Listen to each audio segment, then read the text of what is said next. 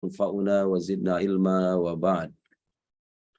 Oke, insya Allah ini kita mulai pertemuan kedua dari kuliah ilmu kalam tematik, lanjutan dari pertemuan sebelumnya.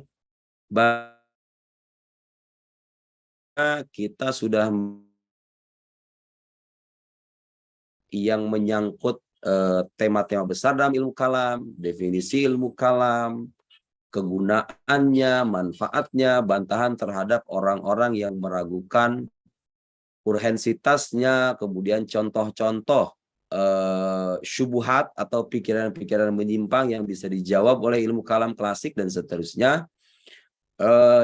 Episode ini adalah penerapan sekaligus lanjutan dari episode sebelumnya. Kita tahu sebelumnya bahwa ilmu kalam itu, sekali lagi sedikit mereview ya pembahasan sebelumnya, ilmu kalam itu ilmu yang kalau kita definisikan berdasarkan kegunaannya, itu ilmu yang membahas tentang hal-hal, tentang perkara-perkara begitu, yang dengannya kita bisa sekurang-kurangnya memiliki kemampuan dua hal. Kita bisa memiliki kemampuan dalam dua hal.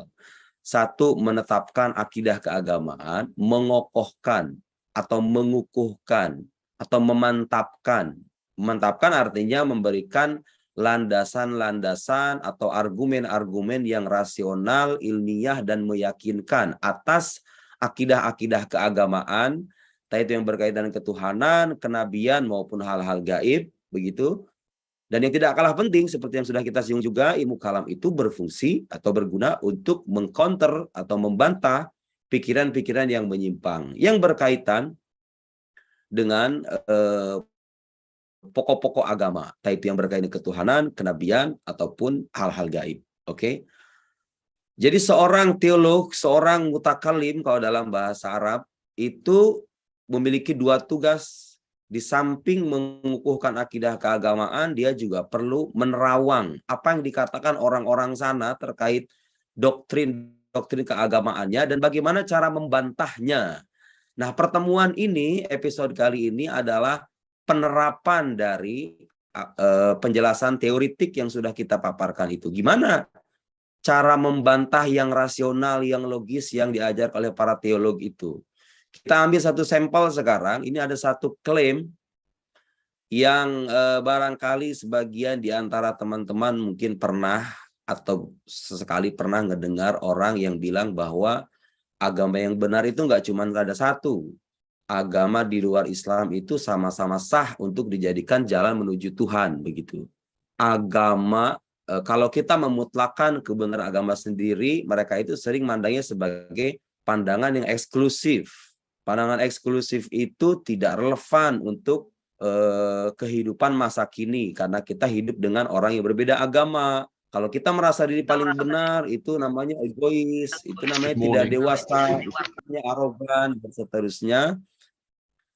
Kerap kali saya secara pribadi menyimak ungkapan-ungkapan semacam itu dari sejumlah kalangan. Padahal dan yang agak membuat kita miris, orang-orang yang menelurkan pandangan semacam ini berasal dari kalangan orang Muslim sendiri, gitu loh.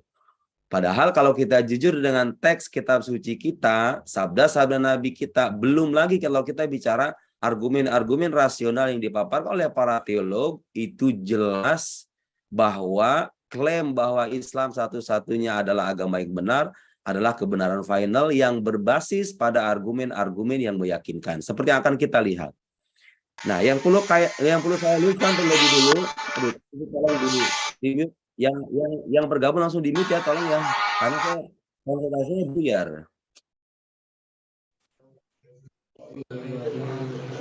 Tolong di mute ya. Oke, saya lanjut ya. Yang perlu kita tegaskan di muka adalah satu, kuliah ini atau tema dengan kuliah dengan tema ini tidak bermaksud untuk mendiskreditkan agama lain, tidak bermaksud untuk mengajak umat untuk bermusuhan dengan umat agama lain, tidak bermaksud mengajak mereka untuk bersifat arogan atau anti toleransi dan seterusnya, sama sekali tidak. Dan memang tidak ada keterkaitan ya antara klaim kita yang mengatakan agama kita benar, agama lain salah dengan hubungan sosial kita. dengan umat agama lain. Itu nggak ada keterkaitan sama sekali. Sah setiap umat beragama meyakini agama yang paling benar. Dan sah juga jika mereka punya argumen yang bisa dipertanggungjawabkan untuk mengemukakan argumen kebenarannya. Itu satu sikap yang sah. Dan pertama-tama sebetulnya kuliah ini ditujukan justru untuk meluruskan pandangan sebagian kecil ya orang-orang Islam sendiri yang kadang dua tanda petik tidak jujur dengan pembacaan kitab sucinya gitu loh. Mereka ingin membangun toleransi umat beragama tapi dengan cara mengorbankan akidah pokok dalam agamanya sendiri. Saya kira itu sikap yang kontraproduktif ya. Kalau kita yang membangun toleransi, kita nggak perlu dengan cara menempuh atau dengan cara membenarkan agama lain. Klaim teologis itu satu hal, hubungan sosial itu hal yang lain lagi. Oke. Mudah-mudahan apa yang akan kita uraikan ini bermanfaat paling tidak untuk dua kelompok. Satu, orang Islam yang mungkin pengaruh dengan pandangan semacam itu, atau sudah mulai ragu dengan agamanya, begitu, apakah benar agama saya ini sahih, begitu, dan saya nggak tahu bukti-buktinya apa. Mudah-mudahan bisa memantapkan itu. Yang kedua, meluruskan juga, membuktikan juga kepada orang-orang di luar sana, orang-orang muslim, non-muslim di luar sana, bahwa kalau kita mengklaim agama kita benar, memang itu berlandaskan pada argumen-argumen yang sahih, yang kesahihannya bisa dipertanggungjawabkan secara ilmiah. Oke, saya kira itu sudah clear ya. Yang ada praduga bahwa kita itu eksklusif, kita itu nggak toleran dan lain-lain. Saya kira itu stigma-stigma yang perlu kita singkirkan terlebih dulu. Kita lihat terlebih dulu bukti-bukti apa yang kita miliki untuk sampai pada kesimpulan bahwa Islam adalah satu-satunya agama yang benar. Ingat, kita harus bedakan mana klaim, mana argumen. Klaim utama kita seperti yang tadi kita sebutkan, Islam adalah satu-satunya agama yang benar, dan dengan demikian kalau ini benar maka agama di luar sana keliru, dan kalaupun kita katakan keliru, sekali lagi itu tidak ada hubungannya dengan toleransi atau toleran atau tidak toleran. Kita harus toleran, kita sepakat dengan itu. Nah, sekarang kita akan memperkan argumennya, karena kalau kita telaah hazanah ilmu kalam, para teolog seringkali mengajarkan itu. Setiap ada klaim harus ada argumen. Setiap ada teks yang dinukil harus dibuktikan kesahihannya. Itu kaidah yang paling pokok dalam diskusi ilmiah ya. Kita mengajukan klaim tadi, sekarang mari kita saksikan bersama-sama apa argumen yang melandasinya. Oke, agar pembahasan kita terlihat lebih sistematik. Sekarang saya akan share, ini materi sudah saya tulis sekitar ada 20 slide ya, dalam bentuk PowerPoint. Jelas ya? Ini ya Mas ya? Ya, jelas. Bagus. Oke. Sorry, suara saya agak serak, agak batuk juga. Jadi kita ngomongnya agak santai, nggak kayak kemarin ya. Oke. Lihat, teman-teman sekalian. Saya ingin mengajak Anda untuk menalar secara sederhana terlebih dulu. Dengan logika yang sangat sederhana. Kalau kita sampai pada kesimpulan Tuhan itu satu. Dan memang agama-agama Abrahamik itu meyakini Tuhan yang satu. Kita nggak perlu repot-repot untuk mengatakan kepada mereka Tuhan satu. Mereka udah sepakat dengan itu. Baik, kita terima itu sebagai sebuah kebenaran ya. Kalau benar Tuhan itu satu, maka saya katakan di sini bahwa maka agama yang dia turunkan, yang membimbing umat manusia, yang menyampaikan pesan-pesannya, sekaligus yang berisikan penjelasan tentang dirinya, tentang Tuhan, itu harusnya hanya ada satu. Saya ulangi, kalau Tuhan diterima sebagai wujud yang satu, wujud yang esa, maka agama pun harusnya ada. Agama yang benar ya. Kan itu ada agama banyak. Ya saya nggak mengingkari itu. Semua orang nggak mengingkari itu. Agama ini banyak di dunia ini. Ya di Indonesia ada 5, di negeri yang lain ada berapa. Kita mengakui agama itu banyak. Yang kita bicarakan sekarang adalah agama yang benar, yang bisa dibuktikan itu berasal dari Tuhan gitu loh. Ya, kalau Tuhannya satu, agamanya pasti satu. Ya agama yang sahih, yang berasal darinya pasti hanya ada satu. Dan nanti akan kita buktikan dengan tek-tek agama itu sendiri. Kita bicara dari sudut pandang yang rasional terlebih dulu. Kenapa harus begitu? Anda bertanya mungkin begitu. Kenapa harus begitu? Nah, perhatikan tuh tulisan yang saya paragraf yang saya sertakan di sini. Oke. Kalau Tuhan itu satu, agama itu pasti agama yang saya pasti ada satu. Kenapa? Karena dalam agama itu pasti ada penjelasan tentang Tuhan. Oke, bayangkan sekarang Anda begini, dihadapkan dengan satu kenyataan bahwa ini ada 3 agama punya konsep ketuhanan berbeda. Oke, atau katakan jangan 3 agama, 2 agama dah, Islam dan Kristen dah. Orang Kristen mengakui Tuhan yang satu, oke, tapi kan mereka percaya dengan adanya 3 pribadi, Yesus, Bapa, Anak, Roh Kudus. Kita orang Islam tuh nggak percaya itu. Kita orang Islam percaya dengan Tuhan yang esa, tidak berbilang, tidak terdiri dari bagian-bagian, tidak serupa dengan makhluk, dan kita tidak pernah mengizinkan secuil pun kesempatan untuk mempertuhan makhluk, siapapun makhluk itu, termasuk Nabi Muhammad SAW. Agama Tauhid itu begitu. Kalau seandainya sekarang konsep ketuhanan dalam agama-agama yang berbeda itu dibenarkan dan kita katakan itu sesuai dengan apa yang dikehendaki oleh Tuhan, konsekuensi logisnya apa? Berarti kalau itu Tuhan berubah dong. Di satu masa Tuhan itu begini, di masa yang lain Tuhan itu berubah. Karena seiring dengan adanya perubahan penjelasan yang disampaikan oleh agama-agama yang berbeda itu. Paham ya? Jadi sekarang kalau misalnya Tuhan itu dulunya satu, kok bisa di suatu masa dia menjadi 3 misalnya? Kan ada 2 agama nih, yang satu bilang Tuhannya satu, yang satu bilang Tuhannya 3. Oke.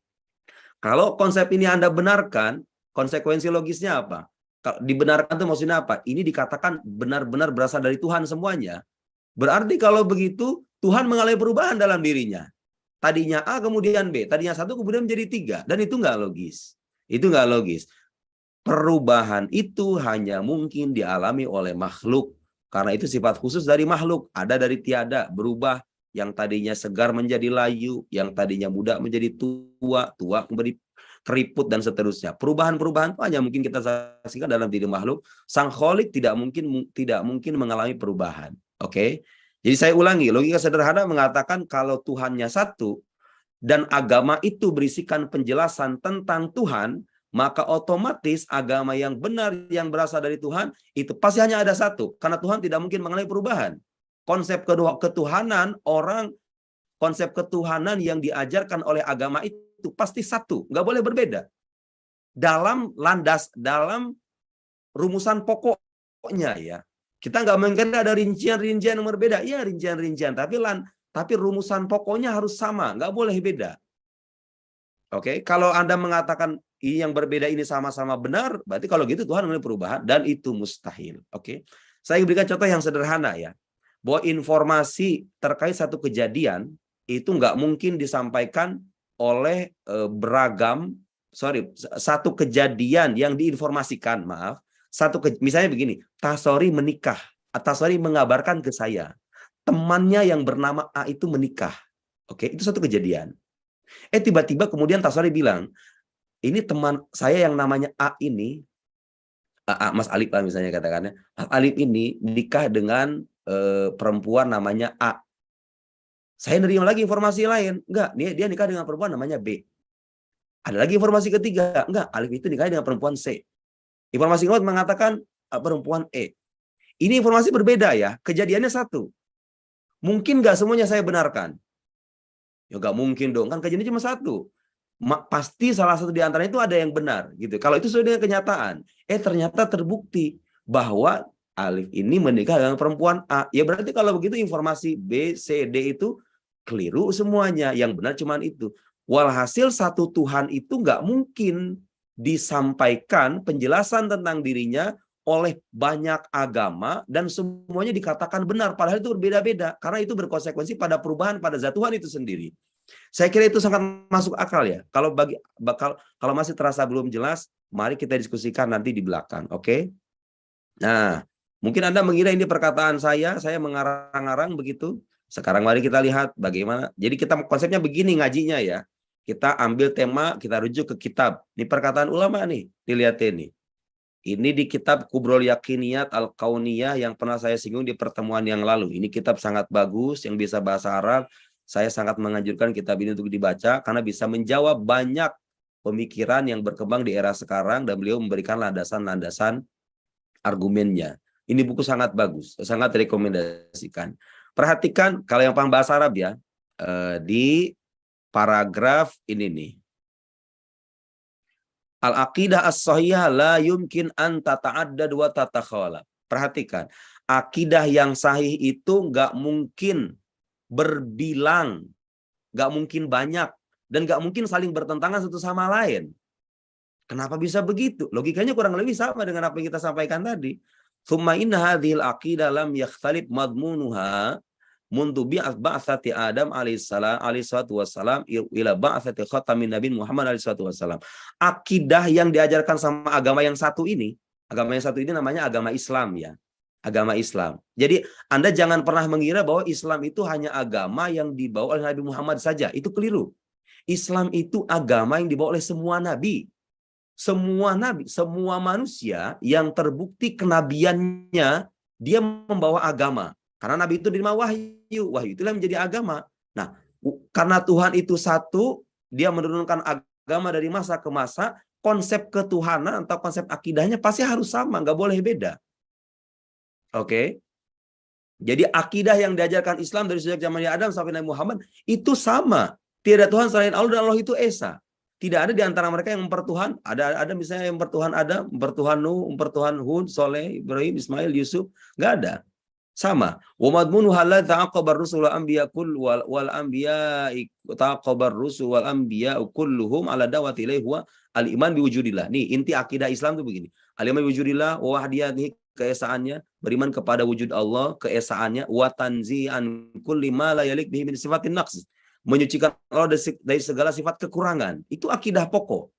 Wal iman bil yaumil akhir, percaya hari akhirat, wal hisab wal jannah wan nar wa ma ila dzalik. Nah, selanjutnya perhatikan. Saya ingin melanjut karena kita harus mengcover banyak pembahasan. Lanjut ke, nah, perhatikan ini nih. Nah, perhatikan ya, dari kata wa min huna, di sana ada kata wa min huna. Paragraf ke-1, 2. Wa min huna yatabayyan laka anna dinal haqqa wahidun. Dari setelah beliau memaparkan gitu ya, memaparkan dengan logika yang tadi itu. Dan di ayat-ayat sebelumnya beliau mengutip tuh bahwa semua nabi itu menyebut dirinya sebagai muslim.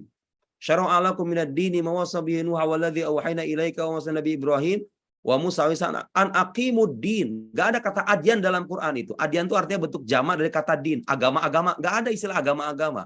Agama yang benar cuma ada satu. Quran menyebutnya din dalam bentuk tunggal. Oke. Kemudian di sana Nabi Ibrahim menyebut dirinya sebagai muslim. Nabi Ibrahim itu agamanya Islam. Maka Ibrahimu Yahudiyya walakin kana hanifan musliman. Hanifan muslima wa makana minal musyrik. Nabi Ibrahim muslim. Kemudian para penyihir Fir'aun yang bertobat kemudian beriman kepada Nabi Musa menyebut dirinya sebagai muslim juga. Wa qalu inna ila rabbina munqalibun wa man tanqimu minna. Apa itu lanjutannya? Illa an amanna bi ayati rabbina lamma ja'atna rabbana afrina wa tawaffana muslimin. Pengikut Nabi Isa juga begitu. Falam ahasai sayunun kafar. Di ujungnya apa? Bi anna muslimun. Banyak sekali ayat yang menjelaskan kepada kita bahwa para nabi terdahulu itu beragama dengan agama Islam. Jadi Anda jangan bayangkan Islam itu hanya agama satu nabi. Semua nabi itu datang dengan agama namanya Islam. Intinya apa? Intinya adalah tauhid. Percaya dengan keesaan Allah dan jangan lupa yang garis bawahi tolong yang ini. Percaya dengan keesaan Allah juga mengakui semua utusan Allah. Itu inti ajaran Islam itu begitu. Kalau Anda hidup di zaman Nabi Isa, Anda nggak wajib percaya Nabi Muhammad karena Muhammad belum ada. Kalau Anda hidup di zaman Nabi Syuaib misalnya, Anda harus beriman kepada keesaan Allah dan beriman kepada Nabi Syuaib. Anda hidup di zaman Nabi Ibrahim, Anda harus beriman kepada Nabi Ibrahim bahwa dia adalah utusan Allah, percaya dengan semua ajarannya dan beriman kepada keesaan Allah. Akidah mereka sama. Berhubung sekarang kita hidup di abad 21, Nabi Muhammad sudah diutus 14 abad yang lalu, mau tidak mau sebagai keniscayaan ketundukan kita kepada Gusti Allah, kita harus beriman dengan utusannya yang terakhir yang bernama Muhammad itu, karena dia melanjutkan ajaran para nabi terdahulu. Jadi itu satu kesatuan sebetulnya yang berkelanjutan gitulah agama itu. Perhatikan kata beliau di sini apa?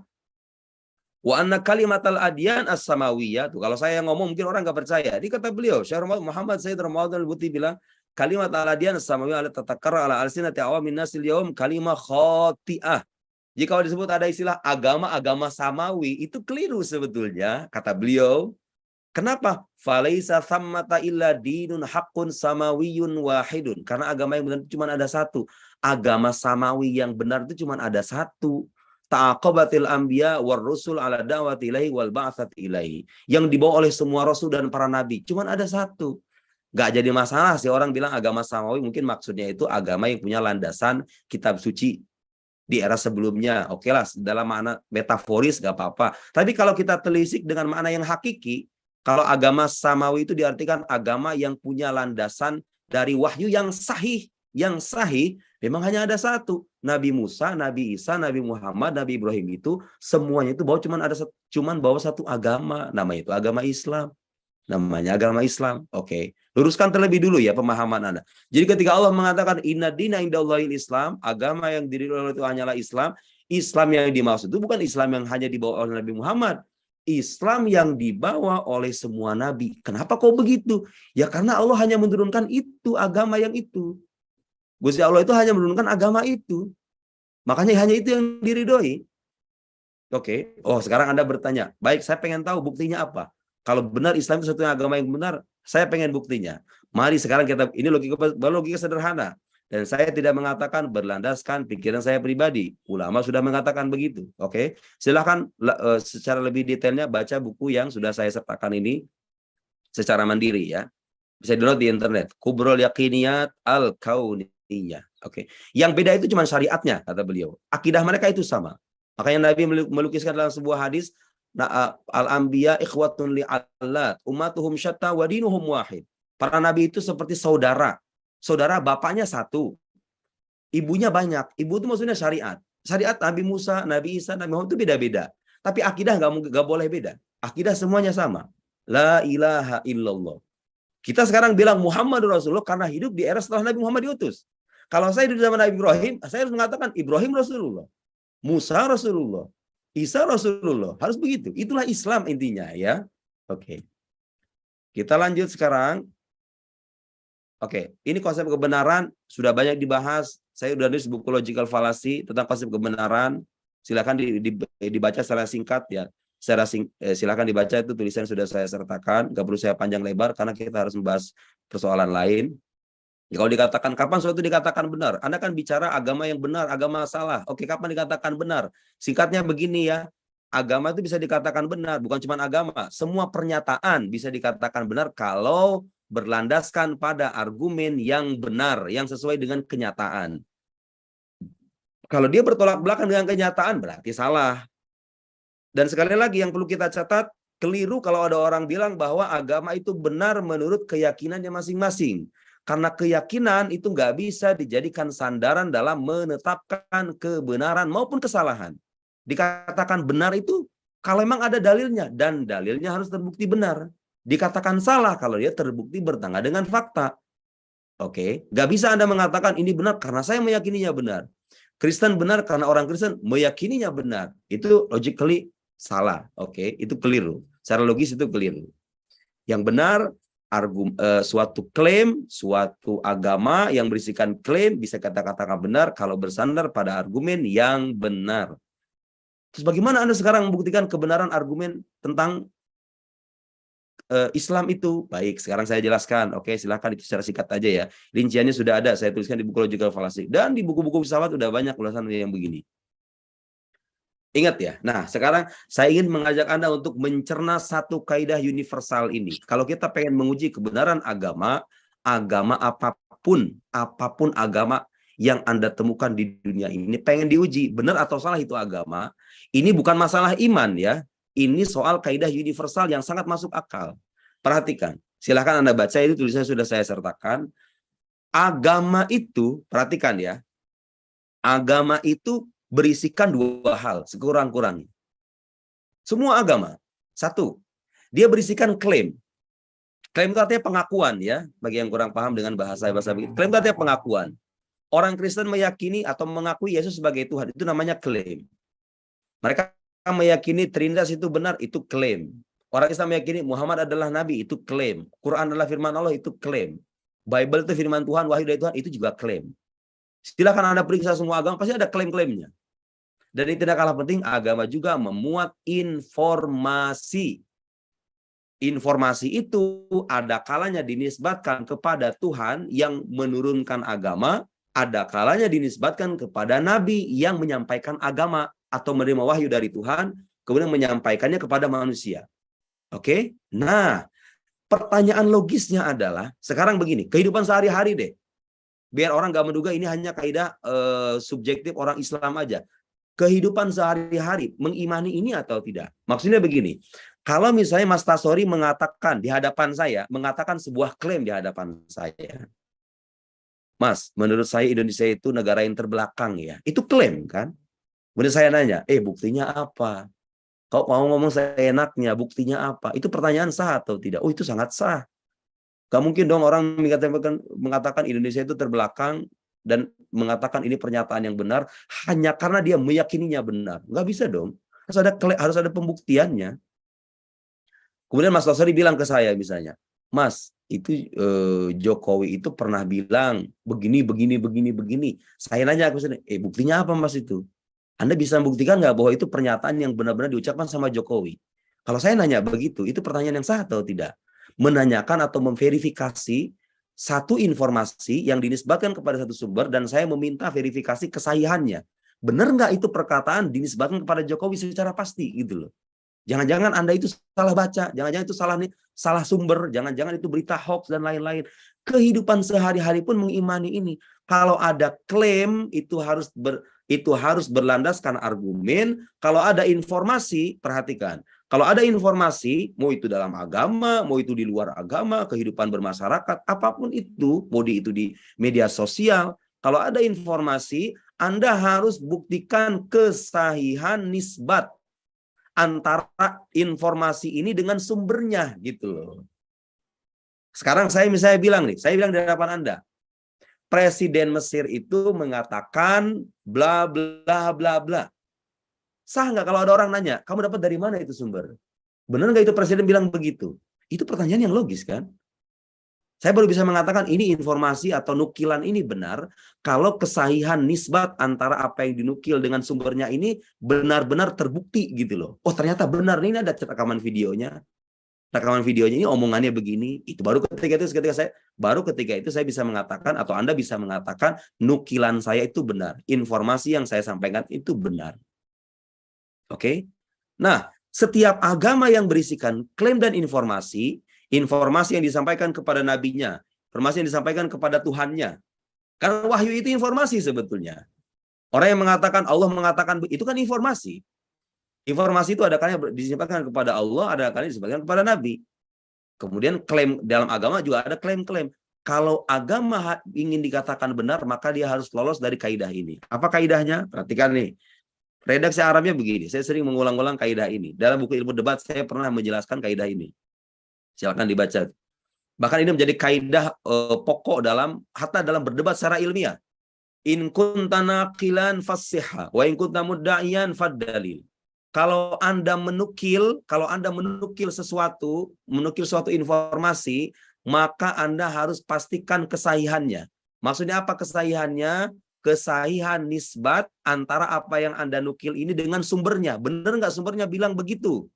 Saya misalnya mengatakan qala Rasulullah sallallahu alaihi wasallam bersabda. Nih, saya yang ngomong begitu tuh harus bisa mempertanggungjawabkan benar nggak itu perkataan Nabi.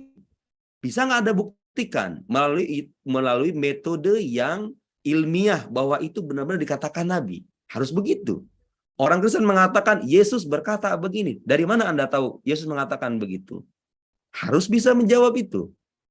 Kalau berisikan klaim Yesus adalah Tuhan, Anda harus buktikan dengan argumen yang rasional, yang meyakinkan, tidak menyisakan keraguan sama sekali bahwa Yesus adalah Tuhan. Baru kalau itu terbukti benar setelah diuji secara ilmiah, itu terbukti benar, maka saya harus mengakui kebenaran itu. Orang Islam juga sama terikat dengan itu. Muhammad adalah Nabi, itu klaim. Buktinya apa?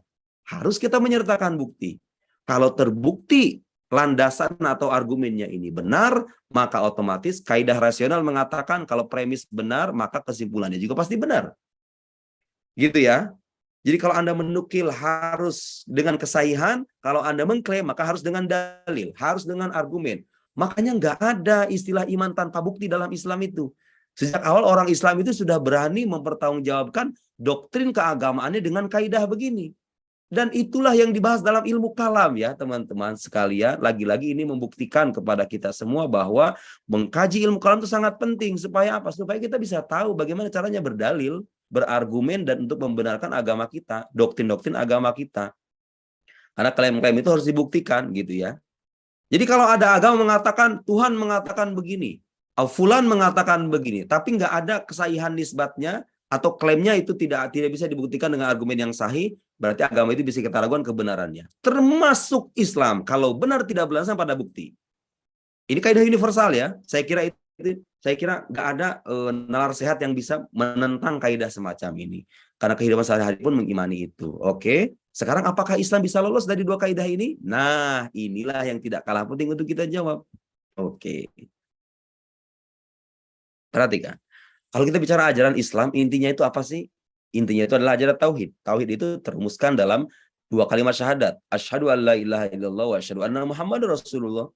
Tiada Tuhan selain Allah. Artinya kita mengakui keesaan Allah dan kita mengakui Nabi Muhammad SAW sebagai utusan Allah Subhanahu wa taala. Kan itu intinya. Tapi jangan salah, dengan mengimani dua hal ini tidak berarti Anda selesai. Enggak. Jangan salah, mengimani dua hal ini tuh melahirkan konsekuensi keimanan terhadap hal yang lain. Contoh, kalau seandainya kita beriman kepada Allah, beriman kepada Rasulullah, Rasulullah bilang, dulu tuh ada nabi namanya Ibrahim, ada namanya Musa, Isa, Hud, Soleh. Saya nggak pernah ngelihat nabi-nabi itu. Tapi konsekuensi dari keimanan Anda kepada kenabian Nabi Muhammad mengharuskan Anda untuk membenarkan informasi itu. Karena Nabi nggak mungkin berbohong. Kalau Nabi berbohong, gugurlah kenabiannya sudah.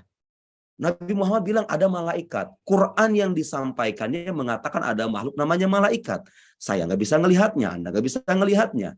Tapi berhubung itu disampaikan oleh manusia yang kenabiannya terbukti, tidak pernah berbohong pula dalam hidupnya, maka saya nggak punya celah untuk mendustakan. Mau tidak mau, kalau saya mengimani kenabiannya, saya harus percaya dengan malaikat. Nabi Muhammad bilang, ada yang namanya kitab suci, Zabur, Injil, Taurat. Di mana itu kitab suci? Yang asli itu di mana? Saya nggak tahu. Anda tahu atau tidak tahu? Kalau Anda mengakui Muhammad Rasulullah, Anda harus beriman kepada semua itu. Yang disampaikan oleh Nabi Muhammad itu. Wahyu yang disampaikan oleh Nabi Muhammad itu. Dan seterusnya. Quran mengatakan, Inna nahnu nazzalna dzikra wa inna lahu lahafidun. Sesungguhnya kamilah yang menurunkan Al-Quran, dan sesungguhnya kami pula lah yang menjaganya. Itu teks Quran yang disampaikan oleh Nabi Muhammad. Kalau Anda mengatakan Muhammadur Rasulullah, Muhammad adalah utusan Allah, konsekuensi logisnya Anda nggak boleh mendustakan informasi yang dia sampaikan. Karena itu adalah konsekuensi dari penerimaan Anda akan kenabiannya. Walhasil kalau mengatakan Muhammad adalah utusan Allah, Anda juga harus percaya Quran itu terjaga. Dan memang buktinya juga ada. Kalau kita perlu membahas ini, kita perlu diskusi secara terpisah tentang persoalan itu. Poinnya adalah kalau Anda mengimani Allah Esa, Muhammad utusan Allah, Anda harus juga beriman kepada semua yang disampaikannya. Saya kira itu sangat masuk akal ya. Mana mungkin orang mengatakan Muhammad adalah nabi utusan Allah, tapi kita menisbatkan kebohongan kepada yang bersangkutan. Waliyadzubillah. Itu nggak masuk akal juga. Kalau begitu bukan nabi dong, itu manusia biasa kalau bisa bohong. Oke? Saya kira begitu ya. Nah, sekarang kita lihat, perhatikan. Ketika kita mengklaim Muhammad utusan Allah, emang ada buktinya? Ada buktinya. Sekarang kan kita baca ya. Dan sejujurnya kalau Anda bertanya kepada kita, kalau mungkin Anda yang bisa atau pernah mengakses kitab kita berbahasa Arab, kitab-kitab yang menjelaskan bukti kenabian Nabi Muhammad itu sangat berlimpah sekali. Gak cukup waktu juga kita memaparkan satu persatu bukti-buktinya itu. Sekarang Anda bertanya kepada saya, apa bukti kenabian Nabi Muhammad? Jawabannya adalah sebagai berikut. Saya singgung sedikit sebelum nanti membuktikan itu. Tadi kan kita katakan agama itu berikan informasi ya. Informasi. Agama bisa dikatakan sahih kalau klaimnya ada buktinya, kalau informasinya terbukti sahih. Penisbatan antara informasi itu dengan sumbernya terbukti sahih. Oke. Nah, sekarang dalam Islam itu ada sabda, ada informasi yang dinisbatkan kepada Tuhan, yaitu wahyu. Oke. Ada informasi yang dinisbatkan kepada nabinya, yaitu hadis atau sunnah. Oke. Nah, Islam itu ya, bagi Anda yang mungkin nggak tahu, Islam itu punya metode verifikasi riwayat, baik yang menyangkut kitab sucinya maupun menyangkut sabda-sabda nabinya. Oke, yang saya kira itu nggak ada di umat agama lain. Coba. Dalam Islam itu, kalau kita mengatakan qala Rasulullah, Rasulullah berkata, ulama hadis itu menjelaskan. Hadis itu hanya bisa dikatakan sahih kalau seandainya dia disampaikan oleh orang yang adil, terpercaya. Sanadnya harus ada sanadnya loh. Dan pensyaratan adanya sanad itu bukan soal iman. Itu kehidupan sehari-hari pun mengatakan begitu. Kalau saya menerima informasi dari Fulan, Fulan mengatakan ini informasi terjadi pada tahun 1995, saya boleh bertanya, dari mana Anda bisa mengatakan bahwa ini informasi ini valid? Ada sarannya atau tidak? Dari mana Anda dapatkan? Saya dapatkan dari Fulan. Fulan dari Fulan, Fulan dari Fulan, sampailah ke saksi mata pada tahun 1995 itu. Baru kalau setelah saya verifikasi, ini orang jujur, sarannya bersambung. Ini dia hidup pada tahun segini, wafat pada tahun segini. Kemungkinan dia bisa berguru. Oh, ada bukti data-data sejarahnya yang menunjukkan dia pernah bertemu dan berguru. Diverifikasi selanjutnya, sampailah kepada informasi. Itu sah dan masuk akal. Islam tuh punya gitu loh.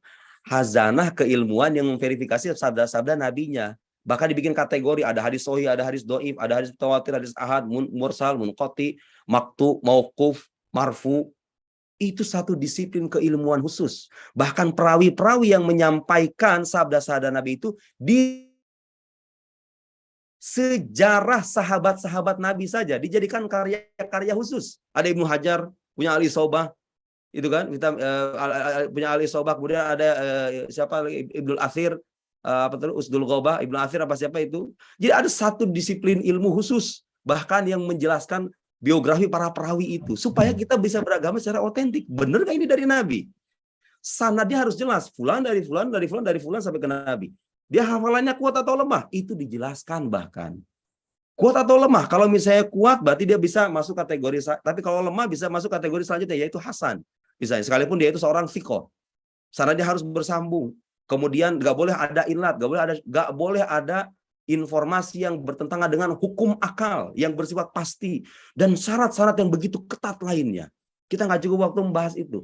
Poinnya adalah kalau Anda mengatakan informasi itu harus sahih, informasi dalam agama itu harus terbukti sahih, Islam sudah punya hazanah keilmuan yang mengulas tentang itu. Dalam ilmu mustalahul hadis, ilmu jarah wa ta'dil dan ilmu rijal yang bahas tentang biografi para perawi itu. Pertanyaan saya sekarang, ada nggak umat agama lain yang punya hazanah itu untuk memverifikasi sabda-sabda yang disebutkan kepada tokoh agamanya? Ada atau tidak? Kita jujur saja.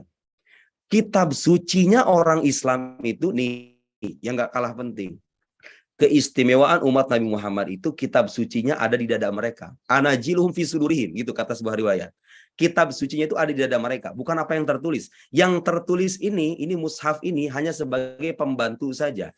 Quran, sandaran utama dalam Quran itu hafalan orang banyak yang disampaikan oleh manusia yang jumlahnya sangat banyak dengan sanad yang bersambung terus dari generasi ke generasi sampai kepada penerimanya yang pertama Nabi Muhammad SAW. Ada nggak umat agama lain yang punya kitab suci yang dijaga dengan cara seperti itu? Mungkin Anda gimana caranya membuktikan kalau benar yang murid itu banyak? Coba Anda pergi ke negeri-negeri Muslim, ke Timur Tengah, bahkan mungkin di Indonesia juga ada, cari komunitas penghafal Al-Quran yang bersanad, ahli-ahli ilmu qiraat. Gak cuma sekedar menghafal kemudian selesai, tapi dia ahli ilmu qiraat. Tanya sama mereka, Anda dapatkan Quran ini dari siapa? Hafalan Quran dari A sampai akhir, dari Al-Fatihah sampai dari siapa? Oh, saya dari Fulan. Fulan dari siapa? Fulan dari Fulan. Fulan dari Fulan, Fulan dari Fulan, dengan jalur yang beragam itu. Sampailah ke tabi'in, sampailah ke Aimatul Qurra, yang 10 itu, kemudian sampailah kepada sahabat, sampai kepada Nabi Muhammad SAW. Dan banyak buku yang bahas itu sebetulnya. Makanya saya suka heran kalau ada orang nggak percaya Quran itu otentik. Quran itu landasan utamanya bukan teks. Quran itu hafalan yang mutawatir yang disampaikan oleh para orang-orang Islam sendiri yang dijaga melalui hafalan yang begitu banyak dengan sanad yang jelas. Bukan sekedar dihafal kemudian nggak ada sandaran historisnya. Ada sandarannya. Dari fulan. Bahkan cara bacanya saja diatur supaya orang nggak semena-mena membaca Al-Quran. Kan mungkin ada yang bilang, itu kan mungkin aja didistorsi kalau begitu. Jangan salah, cara bacanya diatur. Cara bacanya diatur, yang meriwayatkannya banyak, bersanad, dan sanadnya bersambung sampai kepada sahabat, sampai ke nabinya. Mau dari mana Anda meragukan? Silahkan. Kalau nanti kita ingin diskusi apa Quran itu otentik atau tidak, saya siap dengan itu. berikan landasan-landasan epistemologis ya. Itu informasi yang disampaikan kepada Tuhannya, jelas penisbatannya. Nabi Muhammad terbukti kenabiannya. Kalau Nabi Muhammad terbukti kenabiannya, berarti otomatis apa yang dia sampaikan itu sah berasal dari Tuhannya. Terverifikasi kan? Informasi yang berasal dari Tuhannya terverifikasi, informasi yang berasal dari Nabi juga terverifikasi. Klaim-klaim utamanya ada alam akhirat, Tuhan ada, Tuhan Maha Esa, Maha berkuasa, Maha mengetahui, Maha berkehendak, Nabi Muhammad Nabi, dia datang dengan mukjizat, Al-Quran mukjizat, ini bukti-buktinya, itu semuanya ada penjelasannya. Klaim-klaimnya semua ada penjelasannya. Pertanyaan saya sekarang, ada nggak agama yang siap dengan pengujian itu? Kalau ada informasi disebutkan kepada Tuhannya, harus bisa dibuktikan keilahiannya. Kalau informasi yang dinisbahkan kepada nabinya, harus diverifikasi kesahihan sabda itu. Kalau ada klaim yang disampaikan dalam agamanya, harus siap dibuktikan secara rasional dan bertanggung jawab. Oke, lanjut sekarang. Nah, kalau ada nanya, ini baru satu kitab aja ya. Saya belum memaparkan kitab-kitab yang lain ya, teman-teman. Ini baru kitab Al-Aqidah Kubra punya Imam Sanusi. Saya pernah nyinggung di pertemuan sebelumnya tentang nama kitab ini. Gimana caranya membuktikan kenabian Nabi Muhammad? Perhatikan, oke? Ini silakan dibaca kitab Syarah Al-Aqidah Kubra punya Imam Sanusi, seorang teolog terhormat di kalangan mazhab Sunni, Ahlus Sunnah. Nazmud Dalil, kita sekarang ngaji ya, supaya kita gak diduga hanya mengarang-arang begitu aja. Nazmud dalil fi isbat nubuwwati nabiyina Maulana Muhammad sallallahu alaihi wasallam ayyuqali, begini cara merangkai argumennya. Nabiyuna wa Maulana Muhammad sallallahu alaihi wasallam idda'ar risalah. Nabi Muhammad itu mengaku sebagai rasul. Itu nggak perlu pembuktian dong. Itu orang dari zaman ke zaman ngasih tahu begitu. Dulu ada orang mengaku sebagai utusan Tuhan 14 abad yang lalu. Itu tersampaikan informasi itu sampai generasi, sampai ke kita sekarang. Nggak perlu bukti kalau cuma ngaku doang. Dan semua orang juga bisa kalau ngaku doang mah. Cuman kalau pengakuan saja kan nggak cukup, harus ada buktinya. Nah, lanjutannya lihat. Wa dhaharul khariqu ala wafqi da'wahu ma'al azzi an mu'aradatihi. Dan telah tampak sesuatu yang luar biasa. Yang luar biasa, bukan sesuatu yang biasa. Kalau ada orang ngaku nabi, kemudian dia bilang, bukti kenabianku adalah jalannya mobil ini. Kalau mobil jalannya biasa. Atau terbakarnya mobil ini, ya kalau terbakar mobil biasa tiap juga kita nyaksiin. Tapi kalau ada bilang saya adalah nabi, dia bisa membelah lautan dengan tongkat, itu luar biasa. Itu khariq lil 'adah bahasa Arabnya. Itu namanya mukjizat. Itu mukjizat indrawi ya. Nabi Muhammad punya keistimewaan nih.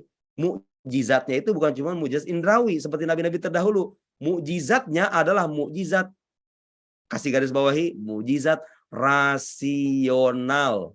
Kenapa rasional? Karena itu bisa dibuktikan sepanjang zaman kesahihannya. Kalau mukjizat indrawi terjadi di masa lampau, sekarang udah nggak ada peristiwanya, nggak kita lihat, nggak bisa kita lihat. Paling jauh bisa kita verifikasi melalui riwayat-riwayat ilmu yang sudah kita paparkan tadi itu, melalui metode para muhadisin. Benar nggak ini riwayatnya sahih? Bahwa pernah terjadi infijarul ma min bainal asabi, pernah terjadi salah satu mujizat Nabi itu memancarnya air dari jari jemari beliau. Benar gak itu riwayatnya? Diverifikasi aja. Cuma kita nggak bisa nyaksiin langsung. Kalau Al-Quran ini mukjizatnya bisa kita buktikan sepanjang zaman karena itu berkaitan dengan pembuktian rasional.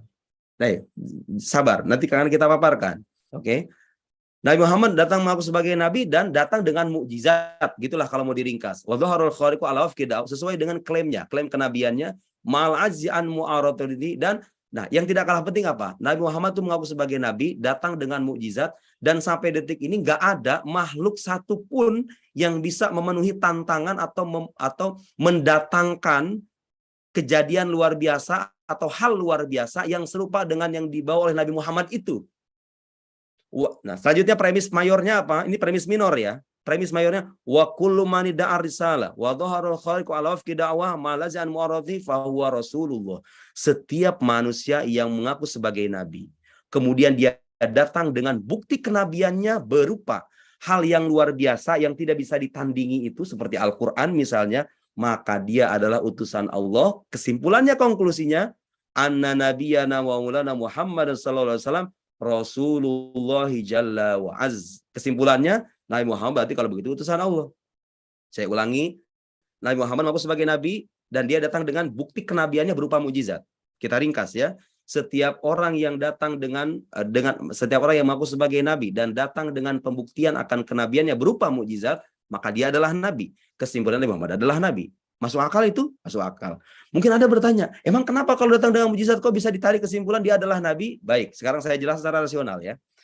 Nabi Muhammad ini fakta sejarah, harus kita akui. Bagi yang ingin menolak ini silahkan datangkan fakta sejarah yang berbeda.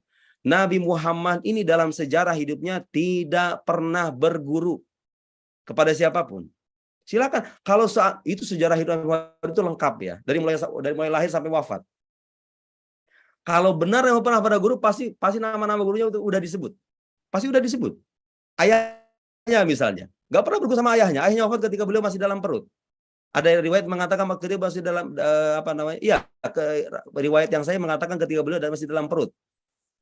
Kemudian ibunya, beliau nggak pernah melihat ibunya ketika dewasa. Ketika kecil pernah, sampai usia mungkin sekitar 5 tahun. Tapi anak segede gitu mana mungkin bisa belajar hal-hal yang besar gitu, seperti yang kita terima sekarang dalam ajaran Islam. Nggak pernah ada juga orang Yahudi ataupun Nasrani yang mengajari beliau. Nggak pernah.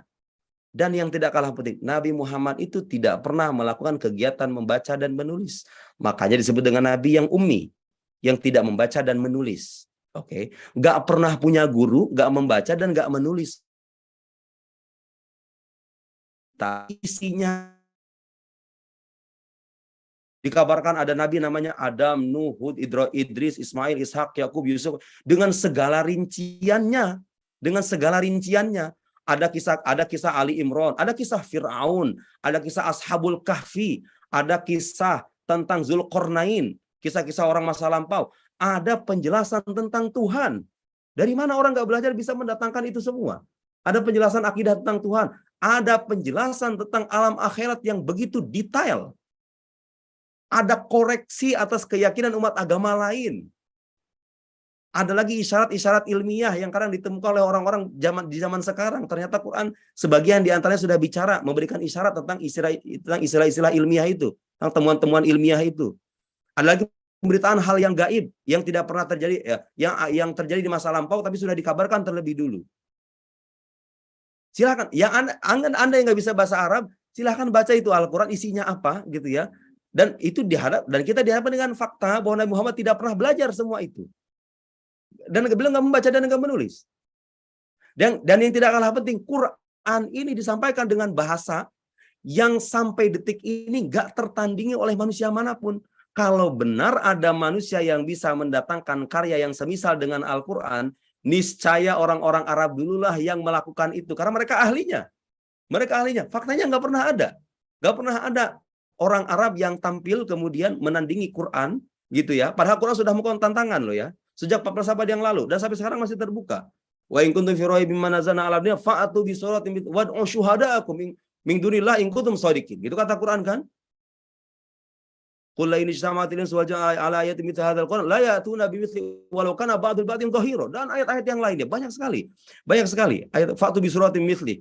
Fa'tu, datangkan, silakan datangkan kalau Anda bisa.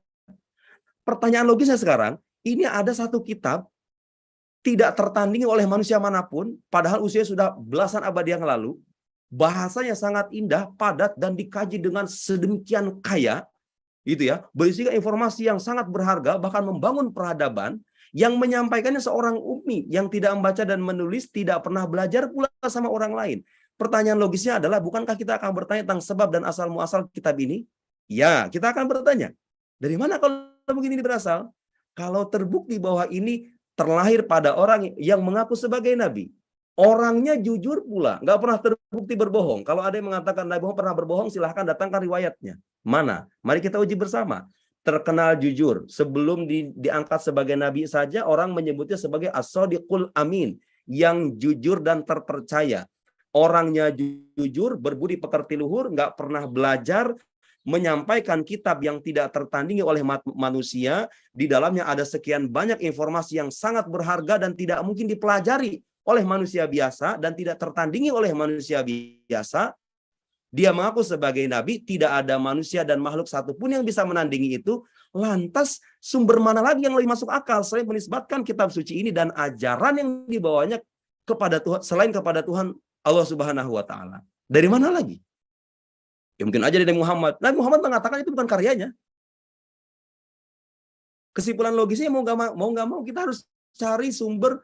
Tidak ada lagi penjelasan yang rasional selain menisbatkan sesuatu yang luar biasa ini kepada zat yang menguasai alam semesta ini pula, yaitu Allah Subhanahu wa taala. Itulah bukti bahwa Muhammad sallallahu alaihi wasallam adalah seorang nabi. Masuk akal dong. Dan kalau terbukti sebagai nabi, berarti semua yang disampaikan ini benar, karena nabi nggak mungkin berbohong. Nabi mengatakan ada sorga, ada neraka. Saya nggak pernah ngelihat. Dan ketidakmampuan kita melihat sesuatu bukanlah alasan untuk menafikan sesuatu itu. Saya membenarkan itu karena itu terbukti tersampaikan oleh Nabi. Kalau Tasori yang bilang sama saya dan dia manusia biasa, bahkan mungkin pernah berbohong, misalnya, saya boleh meragukan itu. Kalau yang menyampaikan seorang Nabi, bagaimana saya bisa meragukan itu? Anda nggak puas dengan dalil ini, mari kita diskusikan di tempat lain. Tapi inilah salah satu penjelasan rasional bahwa Muhammad adalah seorang Nabi. Kalau keesaan Tuhan, saya kira itu nggak perlu didiskusikan panjang lebar, karena mungkin orang semua sudah sepakat, apalagi orang yang beragama dengan agama Abrahamik itu ya, orang Kristen percaya, orang Yahudi juga percaya. Cuma Nabi Muhammad ini, kalau benar ini sahih, mau tidak mau Anda terima, karena dia melanjutkan tradisi pewahyuan para nabi terdahulu. Oke? Nah, sekarang itu bukti rasional. Sekarang faktanya Quran itu hanya mengafirmasi satu agama. Beberapa ayatnya sudah kita lampirkan ya sebelumnya ya. Silakan Anda cek lagi nih ayat-ayat ini. Bahwa nabi-nabi terdahulu itu menyebut dirinya sebagai Muslim. Nabi Muhammad itu adalah nabi terakhir yang melengkapi, melanjutkan, sekaligus mengoreksi keyakinan-keyakinan menyimpang yang dinisbatkan kepada nabi-nabi terdahulu itu. Seperti misalnya ajaran Kristen yang diturunkan kepada Yesus. Nabi Muhammad mengoreksi itu. Mana bukti koreksiannya? Ayo kita lihat nanti. Oke, silakan dibaca dulu. Oke, saya kira cukup kalau sudah dibaca.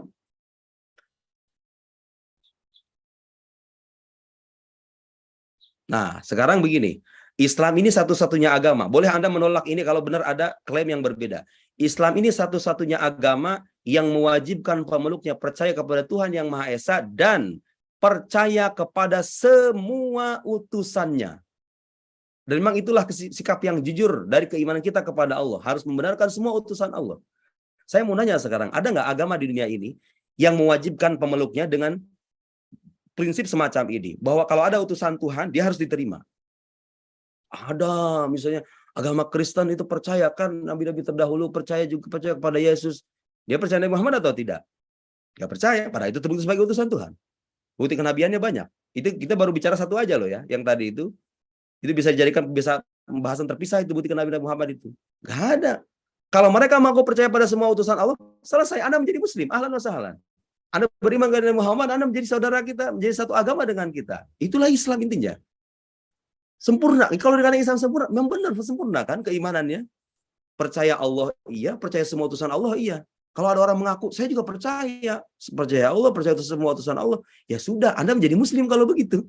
Tinggal percaya Quran, percayalah sabda Nabi yang sahih, begitu. Percayailah kenabian Nabi Isa, kenabian Nabi Musa. Kalau saya sebagai Muslim percaya Nabi Muhammad, gak percaya dengan Nabi Ibrahim misalnya, atau gak percaya dengan Nabi Isa, saya dikatakan dalam Quran sebagai orang kafir. Gak boleh. Saya bukan orang beriman, saya orang kafir. Kalau saya meyakini begitu. Satu kesatuan itu nggak bisa dipisahkan. Oke? Nah, sekarang Quran mengatakan inna dina indallahil Islam. Sesungguhnya agama, sekarang bukti tekstual ya, bukti tekstual. Dan yang jangan salah, kalau kita berdalil dengan tek-tek ayat Al-Qur'an, yang perlu kita catat adalah Al-Qur'an ini bisa dijadikan dalil. Kenapa? Karena bukti keilahiannya jelas, karena dia berupa mukjizat. Penisbatannya antara dia dengan Allah Subhanahu wa taala bisa dibuktikan. Terus terbukti kesahihan nisbatnya. Sudah terbukti Quran karena ada sisi mukjizat. Kitab suci yang lain nggak ada sisi mukjizatnya. Oke? Kemudian dia juga layak dijadikan sumber yang terpercaya karena dia terbukti sebagai firman Allah Subhanahu wa taala yang disampaikan oleh nabi yang terpercaya pula. Bukan seorang pembohong, bukan manusia biasa. Bukan manusia biasa. Jadi sah kalau kita merujuk pada tek-tek Quran ini. Sementara kitab suci umat agama lain, mohon maaf kalau saya salah, tapi kalau saya salah silakan datangkan klaim yang berbeda. Kitab suci kita nggak tahu sanadnya. Anda mengatakan ini kitab berupa wahyu dari Allah. Dari mana Anda tahu itu? Ada sanadnya. Dari mana Anda dapatkan ini? Dari fulan sampai ke Nabi Isa. Misalnya kalau kita bicara Bible, ada sanadnya. Diriwayatkan oleh orang banyak itu. Jangankan sampai Nabi Isa lah, sampai Matius, Lukas, Yohanes, Markus itu ada nggak sanadnya? Periwayatannya banyak atau tidak? Sah kalau kita meragukan kan, ada bukti kemukjizatannya atau tidak, sehingga kita bisa menarik kesimpulan bahwa dia berasal dari Tuhan. Kalau nggak ada dan saya meragukan, itu sah. Kemutawatirannya jelas, keautentikannya juga bisa dipertanggungjawabkan. Sekarang kita terbukti nih, di hadapan kita ada ayat-ayat yang mengatakan agama yang sah itu hanyalah Islam. Wa may yabtaghi ghairal islami dinan fala yuqbala min wa huwa fil akhirati minal khasirin. Jelas ini ayat-ayatnya ya. Nah, cuman ada sebagian orang yang mengatakan enggak, inna dina indallahil Islam, agama adalah Islam. Islam di sini artinya kepasrahan mutlak kepada Allah. Suka ada yang mengatakan begitu kan? Kalangan pluralis itu mengatakan begitu. Islam itu artinya kepasrahan mutlak. Karena orang Yahudi, orang Kristen juga pasrah kepada Tuhan. Mereka juga sama tercakup dalam agama yang namanya Islam ini. Ini bukan agama Nabi Muhammad. Dengarkan ya. Kalau Anda mengatakan demikian, saya mau nanya sekarang. Mungkin nggak? Masuk akal nggak? Ada orang mengaku pasrah kepada Tuhan. Saya mau sebagai hamba Tuhan. Saya mengaku pasrah secara mutlak kepada Tuhan. Dan itulah Islam. Tapi saya atau orang itu mengingkari salah satu utusannya yang terbukti kenabiannya. Masuk akal? Mengingkari kitab suci yang terbukti berasal darinya. Masuk akal? Orang pasrah kepada Tuhan tapi mengingkari begitu? Nggak bisa begitu dong. Justru konsekuensi logisnya kalau Anda mengaku percaya kepada Tuhan, percaya kepada keagungan, kesempurnaan, dan keindahannya, Anda juga harus percaya dengan agama yang dibawa oleh para nabinya. Konsekuensinya begitu. Masa orang mengaku percaya kemudian selesai mengingkari seenaknya? Nggak bisa juga dong. Jadi Islam itu intinya agama yang dibawa oleh para nabi. Orang yang mengaku sebagai muslim mau nggak mau harus percaya dengan semua nabi. Nggak boleh beda-bedakan. Saya percaya kepada sebagian, percaya kepada sebagian yang lain. Nah, yang tidak kalah penting kalau orang mengatakan Islam itu adalah kepasrahan mutlak, orang bisa selamat tanpa percaya Nabi Muhammad. Quran menolak itu. Ayatnya nggak saya sertakan di sini, tapi saya ucapkan secara verbatim aja ya. Saya suka tulis ini di berbagai artikel. Innalladzina yakfuruna bi ayatillah, innalladzina yakfuruna billah wa rusulihi wa yufarriqu wa yuriduna ay yufarriqu bainallahi wa rusulihi wa yaquluna nu'minu bi ba'din wa nakfuru bi ba'din wa yuriduna ay yattakhidhu baina dzalika sabila ulaika humul kafiruna haqqan. Terjemahan ringkasnya begini, orang yang mengingkari Allah dan para rasulnya. Yuriduna ayyufarriqu bainallahi wa rusuli. Dan mereka menginginkan untuk membeda-bedakan para rasul itu. Wa yaqulun nu'minu bi ba'din wa nakfuru bi ba'din. Mereka mengatakan saya percaya kepada sebagian tapi mengingkari sebagian yang lain. Percaya kepada Isa, Musa, Ibrahim, Hud, Saleh dan Nabi, tapi nggak percaya Nabi Muhammad. Karena begitu. Percaya pada sebagian, percaya kepada sebagian yang lain. Wa yuriduna ayattakhidhu baina dzal. Coba ayat lanjutannya apa? Wa yuriduna ayattakhidhu baina dzal wa ayattakhidhu baina dzalika sabila ulaika humul kafiruna haqqan. Mereka itu mereka yang mengingkari, mereka yang membeda-bedakan keyakinan kepada nabi-nabi itu, percaya pada sebagian yang lain, gak percaya semuanya. Kata Quran, mereka itulah orang kafir yang sesungguhnya. Quran menjelaskan ayatnya satu sama lain. Gak bisa Anda mengatakan Islam itu hanya sekedar pasrah begitu aja, kemudian mengingkari sebagian utusannya. Gak bisa begitu. Itu bukan Islam namanya. Jelas itu ya, jelas itu. Oke.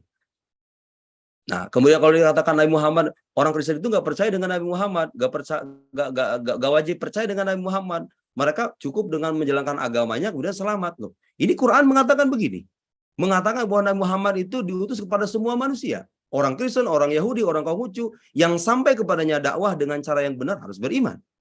Qul ya ayuhan nas inni rasulul ilaikum jami'a.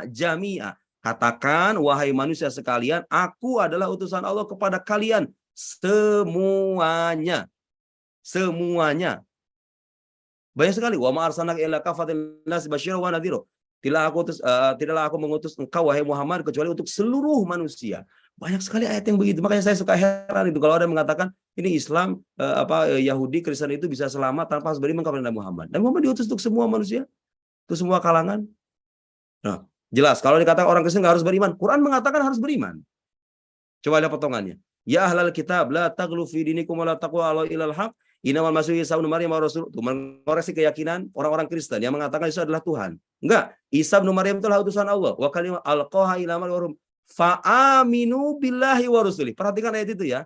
Berimanlah kalian kepada Allah dan semua rasul-rasulnya. Orang Kristen disuruh beriman kepada Nabi Muhammad karena Nabi Muhammad adalah bagian dari rasulnya.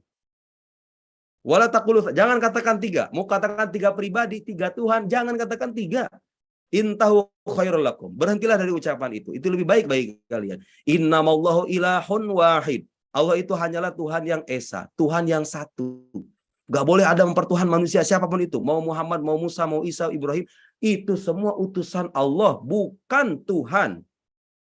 Itu ajaran tauhid. Islam datang meluruskan. Orang Kristen gak terima, gak jadi masalah. Kita tetap berdamai.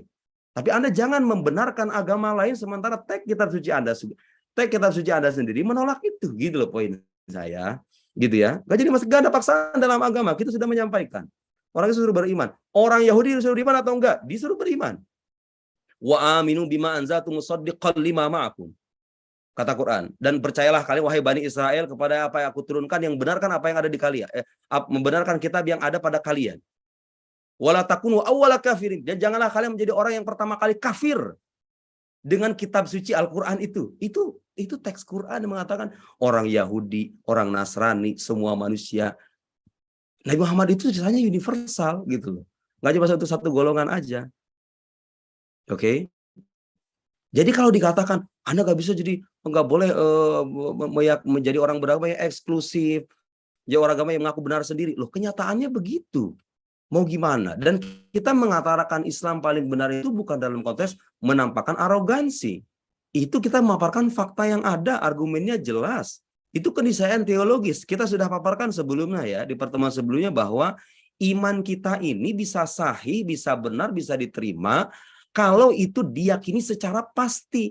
Jadi kalau Anda beriman kepada Nabi Muhammad hanya 80%, iman Anda itu nggak sah menurut pandangan Islam. Karena iman itu baru saya katakan iman kalau dikatakan kalau memenuhi tiga hal yang sudah kita sebutkan itu.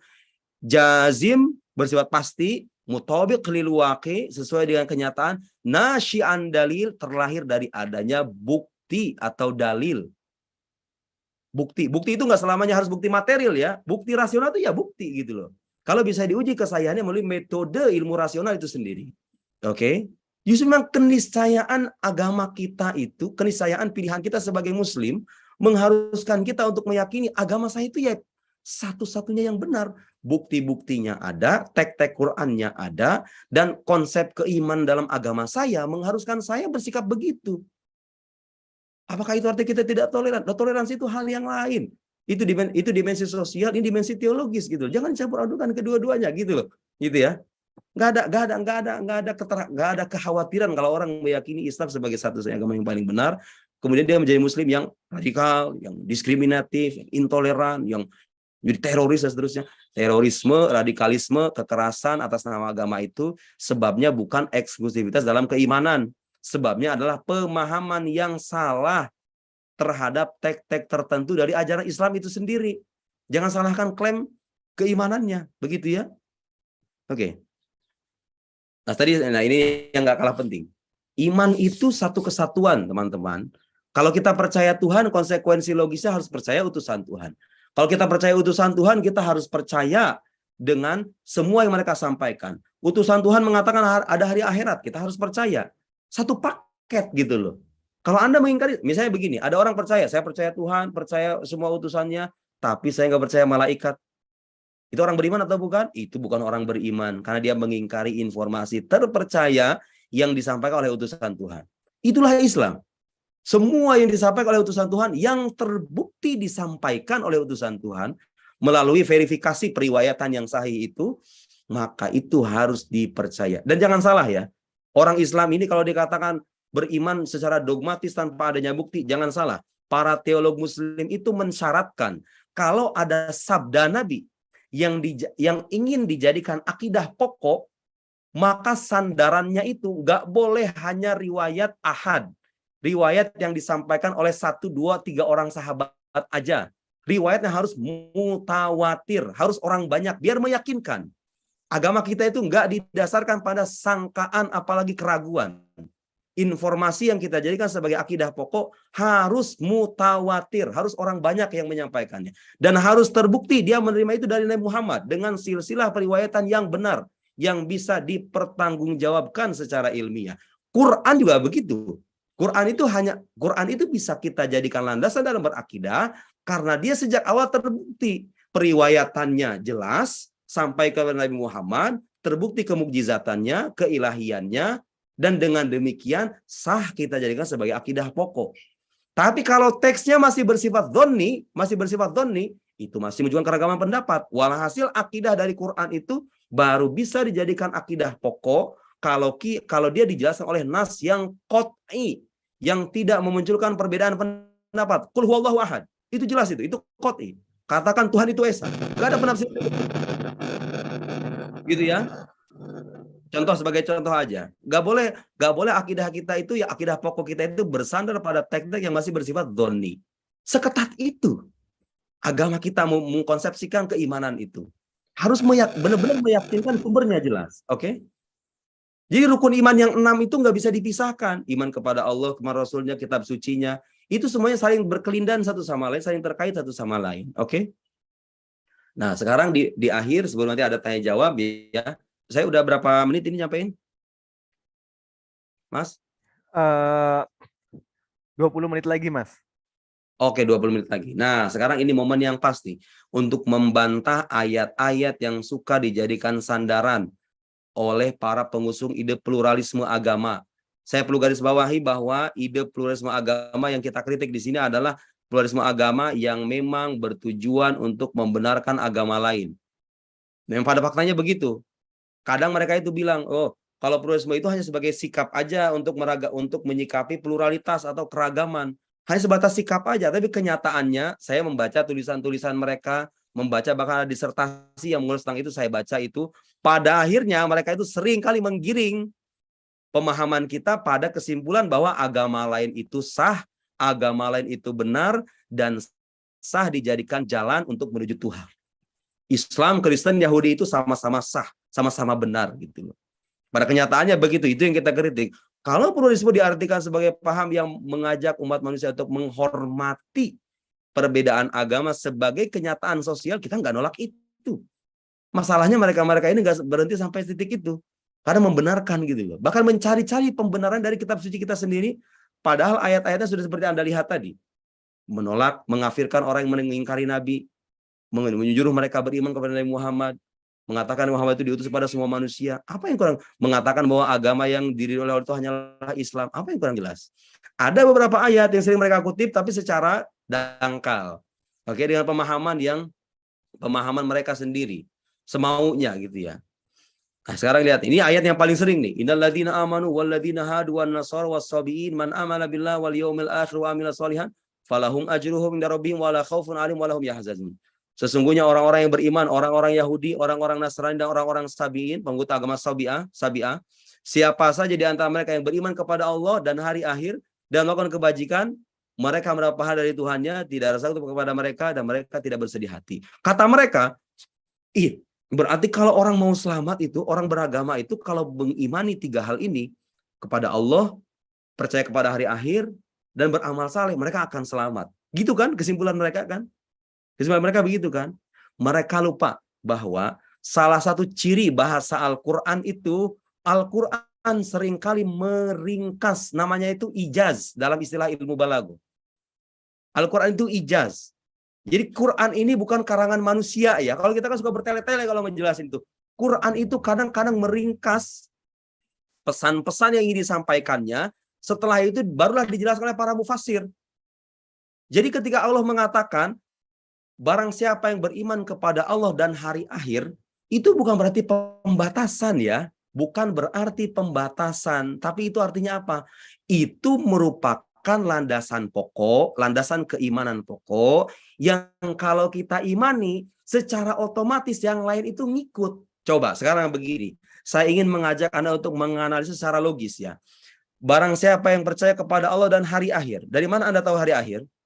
Dari mana Anda tahu bahwa kelak itu akan ada namanya hari akhir? Dari mana? Akal kita itu mungkin kan bisa jadi ada, bisa jadi nggak ada. Itu karena itu informasi hari akhir itu kita percaya. Kenapa? Karena dia disampaikan oleh seorang rasul. Walhasil kalau Anda percaya hari akhir, konsekuensi logisnya Anda harus percaya dengan kerasulan orang yang mengabarkan akan adanya hari akhir itu. Dan seperti yang sudah kita paparkan, kalau orang mengaku percaya kepada Tuhan, amanah billah, percaya kepada Allah, dia juga harus percaya dengan semua utusan Allah. Percaya semua utusan Allah, harus percaya dengan semua yang dia sampaikan. Entah itu malaikat, kitab suci, nabi-nabi terdahulu, makhluk-makhluk gaib, ya ada jin, ada peristiwa hari kiamat. Konsekuensinya begitu. Sama halnya dengan syahadat itu diringkaskan, asyhadu an la ilaha illallah wa asyhadu anna muhammadar rasulullah. Tidak menyertakan rukun iman semuanya. Ya begitulah, itu bukan pembatasan. Bukan pembatasan. Ya. Sekarang kalau Anda mengatakan ini cukup beriman kepada Allah hari akhir dan beramal saleh, berarti kalau ada orang mengaku saya percaya Allah, percaya hari akhir, tapi nggak percaya Muhammad, nggak percaya Musa, Isa, Ibrahim, Hud, Nabi Hud, dan nggak percaya semuanya itu. Kalau mengikuti logika mereka, berarti mereka selamat dong. Kalau orang percaya Allah, percaya hari akhir, nggak percaya dengan malaikat, nggak percaya dengan kitab suci, nggak percaya dengan ini, nggak percaya dengan itu, selamat dong. Asalkan beramal saleh, percaya kepada Tuhan, percaya hari akhir. Sedangkal itulah pemikiran Anda? Sedangkal itukah kesimpulan Anda? Melihat ke konsep keimanan? Nggak begitu gitu loh. Oke, mungkin Anda nggak percaya ini omongan saya ya. Silahkan sekarang kita baca teks dari para ulama itu sendiri. Lihat. Ini dari tafsir Imam Ar-Razi. Farid Ar-Razi seorang teolog besar dalam Khazanah Sunni. Perhatikan, saya ingin potong beberapa paragraf aja supaya kita bisa menyortir waktu, oke? Lihat di baris yang kedua. Wa ma'na man amana billah. Makna amana billah. Tadi kan Quran mengatakan apa? Man amana billah wal yaumil akhir. Barang siapa beriman kepada Allah dan hari akhir. Apa makna amana billah itu kata Imam Ar-Razi, seorang mufassir besar ini? Al-iman al-kamil. Iman kepada Allah itu iman yang sempurna, bukan mengaku saya percaya Tuhan begitu selesai percaya kepada Tuhan lantas selesai begitu aja. Itu bukan iman namanya. Iman yang sempurna. Kesempurnaan iman Anda hanya akan terwujud kalau Anda mengimani semua utusannya, dan di antara utusannya itu ada manusia bernama Muhammad SAW. Itu dikata Imam Razi. Wal iman bi risalati Muhammadin sallallahu alaihi wasallam bi qarinatil maqam wa qarinati qawli wa amil salihan. Idh syartu qabulil amal al-imanu syar'i liqauli ta'ala wa qad adda adamal iman bi risalati Muhammad sallallahu alaihi wasallam bi manzilati adamil iman billah. Quran itu menganggap ketidakimanan kepada kerasulan Muhammad itu sebagai ketidakimanan kepada Allah juga gitu loh. Saya kira itu sangat logis. Kalau orang enggak percaya nabi, berarti dia enggak percaya Tuhan dong. Anda maksudnya keimanan Anda kepada Tuhan enggak jujur ketika itu. Masa Anda mau percaya kepada tapi mengingkari utusannya? Jelas itu ya, jadi satu kesatuan. Dikatakan man amana billah wal yaumil akhir itu bukan membatasi, tapi itu ciri bahasa Al-Qur'an. Tuh lihat selanjutnya. Wa fil iman bil yaumil akhir mengatakan wan amana billah wal yaumil akhir indaraj, termasuk di dalamnya al iman bir rusuli wal kutub, termasuk di dalam wal yaumil akhir itu iman kepada para rasul dan semua kitab suci. Jadi yang dikatakan selamat itu siapa? Orang yang percaya kepada Allah, percaya semua kitab suci, percaya semua rasul, percaya Nabi Muhammad, percaya Nabi Isa, Musa, percaya dengan semua ajaran mereka, percaya hari akhir. Itu yang dikatakan selamat. Dan itulah inti ajaran Islam. Jadi nggak masuk akal kalau ada orang bilang cukup percaya Allah hari akhirat, beramal saleh kemudian selamat. Dia nggak paham bahasa Al-Quran, nggak paham bahasa Arab, nggak paham, dan mungkin dia menafsirkan Quran berdasarkan hawa nafsunya sendiri. Lanjut, lihat. Sekarang ya. Itu seorang mufassir, sekarang seorang ulama sunni ternama pula. Muhammad Syekh Abdul Siddiq Al-Ghumari. Ini syekhnya masyayikh di Al-Azhar Syarif ya, orang dari Maroko, ulama dari Maroko. Beliau pernah ditanya, nih silahkan Anda baca di Mausu'ah Al-Alama Siddiq Al-Ghumari juz 16 halaman 11. Beliau pernah ditanya, cukup nggak beriman itu hanya mengucapkan la ilaha illallah saja? Beliau mengatakan, perhatikan ya, kalau saya yang ngomong mungkin orang nggak percaya, ini beliau yang bilang, da'wal iktifa fil iman bi syahadati alla ilaha illallah jahlun. Kalau ada orang mengaku bahwa iman itu cukup dengan bersaksi kepada Allah saja tanpa iman kepada para rasulnya, itu adalah kebodohan. Yuaddi ilal kufur yang berkonsekuensi pada kekufuran. Waqtisar ayatil Baqarah. Perhatikan, ringkasan surat Al-Baqarah yang tadi kita sebut itu, yang meringkas keimanan kepada Allah dan hari akhir, cuma 2 doang, padahal itu bukan pembatasan. Tadi kita katakan bukan pembatasan. Peringkasan itu kata Syekh Abdullah Siddiq Al-Ghumari, bil yaum wala yu'min mana tadi? Waqtisar ayatil Baqarah alal iman bil yaumil akhir li'annahu yastalzim al-imana bir rasul. Quran meringkas karena kalau disebutkan hari akhir otomatis melahirkan konsekuensi untuk beriman pada Rasul. Li'annahu lam yu'raf illa min tariqihi. Karena hari akhir itu tidak mungkin diketahui kecuali melalui informasi terpercaya yang disampaikan oleh Rasul. Jadi mengatakan beriman kepada hari akhir itu otomatis gitu loh. Secara inheren sudah ada kewajiban beriman pada para Rasul. Dan di antara Rasul itu adalah Muhammad SAW. Oh, dari mana Anda mendapatkan penafsiran bahwa cukup iman kepada Allah, hari akhir beramal saleh, selesai? Lihat lanjutin. Wali annahu la yumkin ayyumin bil yaumil akhir. Orang nggak mungkin bisa beriman dengan hari akhir.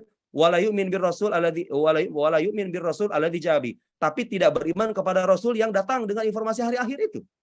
Gak logis juga gitu loh. Percaya hari akhir tapi nggak tahu informasinya dari mana. Atau mendustakan orang yang bawa informasinya. Masa Anda percaya hari akhir tapi mendustakan sumber informasinya? Nih, perhatikan itu yang saya katakan. Wahada, peringkasan yang tadi itu min ijazil Quran. Jadi peringkasan semacam itu menyebutkan Allah dan hari akhir itu salah satu karakter bahasa Al-Quran yang ijaz, yang ringkas. Yaktafi bil malzum listitba'ihil lazim. Itu istilah logika nih. Istilah logika, ada malzum, ada lazim. Cukup disebutkan malzumnya, maka lazimnya sudah ngikut. Disebutkan hari akhirat, konsekuensi dari hari akhirat ini harus ada informasi yang mengabarkan dan itu harus terpercaya. Dan dialah Rasul. Berarti kalau orang mau percaya hari akhirat, harus percaya semua Rasul, harus percaya semua kitab suci, percaya pada semua nabi, percaya malaikat, percaya surga, neraka, dan semuanya. Kesimpulan akhir, klaim bahwa Islam adalah satu-satunya agama yang benar adalah klaim teologis yang didukung oleh bukti-bukti rasional sekaligus tekstual dari ayat-ayat Al-Quran itu sendiri. Mengakui Islam sebagai satu-satunya agama yang benar tak lantas mengharuskan kita untuk bermusuhan dengan agama lain.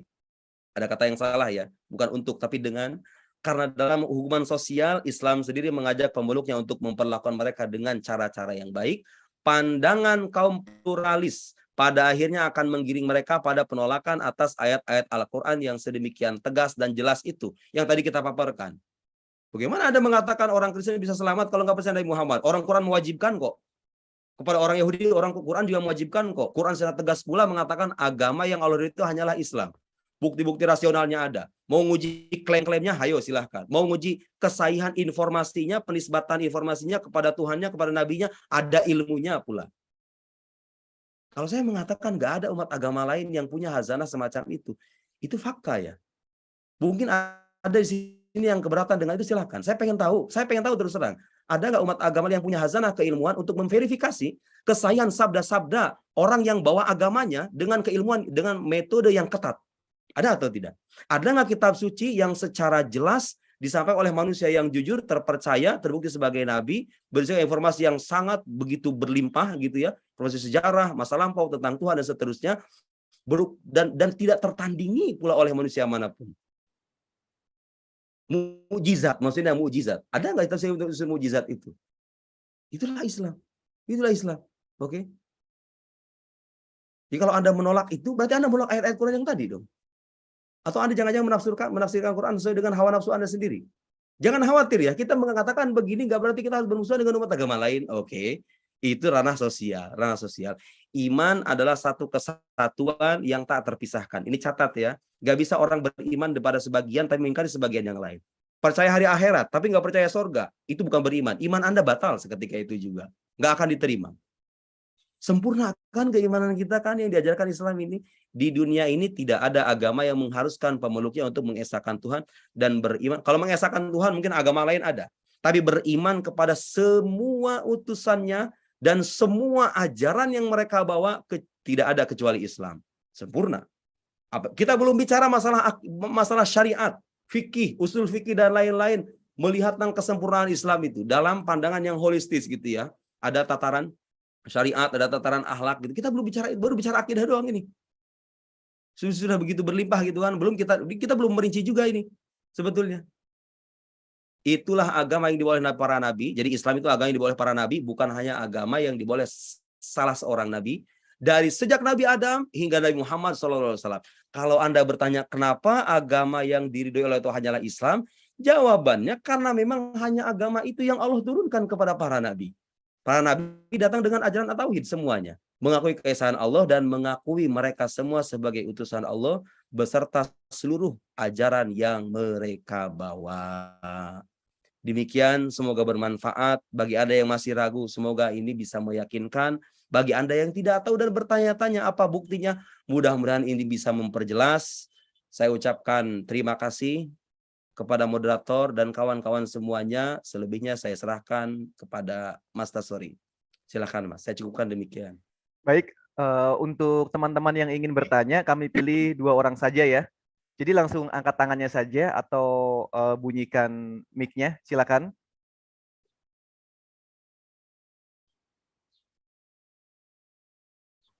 Saya ulangi, buat teman-teman yang ingin bertanya, silakan angkat tangannya atau mungkin bisa chat saja. Kalau nggak ada, Kalau nggak ada, jangan Mas.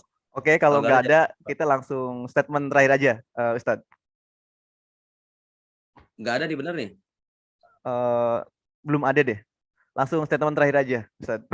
Oke. Statement terakhirnya. Yeah. Ilmu kalam itu berfungsi untuk mengukuhkan akidah keagamaan dan membantah pikiran yang menyimpang. Salah satu contoh pikiran yang menyimpang itu seperti yang sudah kita paparkan tadi. Cara membantahnya begitu. Ketika Anda ingin membantah, mengkritik satu pendapat, lihat apa jantung argumennya, kemudian patahkan dengan analisis rasional. Kalau itu berkaitan dengan doktrin keagamaan, sertakan tek-tek yang meyakinkan, baik dari Al-Quran maupun As-Sunnah. Sekarang sudah terbukti bahwa pandangan yang membenarkan agama lain itu nggak ada landasannya. Ayat-ayat yang sering mereka jadikan landasan, meskipun belum semuanya saya utarakan gitu ya, tapi sebagian yang paling sering mereka utarakan sudah kita bantah. Bahwa percaya kepada Allah dan hari akhir itu bukan dalam konteks pembatasan, tapi itulah metode peringkasan Al-Quran, gaya bahasa Al-Quran yang suka meringkas. Iman itu adalah satu kesatuan. Islam itu datang, Nabi Muhammad itu datang untuk melengkapi ajaran para nabi terdahulu. Nabi Musa, Isa, Ibrahim, dan nabi-nabi sebelumnya. Islam itu intinya apa? Intinya adalah ajaran tauhid. Tauhid itu tidak cukup hanya mengaku Allah satu. Tapi konsekuensi dari keimanan Anda kepada Allah yang satu itu, Anda harus mengimani semua utusan Tuhan yang datang dengan membawa ajaran Tuhan yang satu itu. Ketika Anda memutuskan untuk membenarkan mereka semua, berarti Anda nggak boleh membeda-bedakan satu yang dengan yang lain. Mereka semuanya utusan Tuhan, bukan Tuhan. Tidak boleh dipertuhan. Kalau ada sekali agama yang pertuhan salah seorang di antara mereka, berarti agama itu sudah menyimpang, dan tugas kita hanyalah meluruskan. Ajaran tauhid tidak memperkenankan pemeluknya untuk mempertuhan seorang manusia, siapa manusia itu.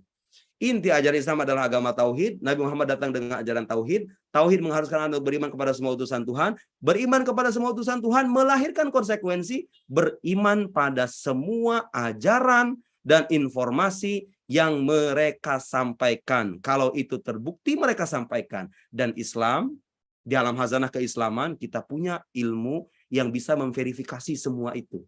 Sabda nabinya bisa diverifikasi. Sabda Tuhannya terbukti kelahiannya dengan mukjizat.